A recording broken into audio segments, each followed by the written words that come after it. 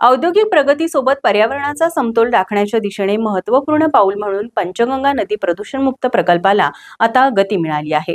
तब्बल 609,58,00,000 रुपयांचा निधी मंजूर होऊन कामाला सुरुवात होत असून या निधीमधून जीएसटी, भाववाढ, पीएमसी खर्च वगळून 395 कोटींचा प्रत्यक्ष कार्यारंभ आदेश इन्व्हायोरो इन्फ्रा इंजिनियर्स कंपनीला दिला असल्याची माहिती खासदार धैर्यशील माने यांनी दिली.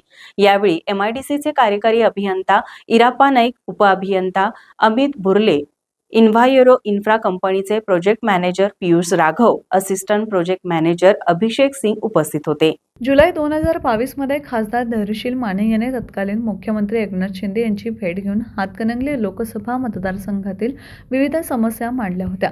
त्यानंतर नोव्हेंबर 2022 रोजी मंत्रालयात तत्कालीन मुख्यमंत्री एकनाथजी शिंदे यांच्या अध्यक्षतेखाली सर्वच विभागाच्या सचिवांच्या उपस्थितीमध्ये बैठक घेण्यात आली.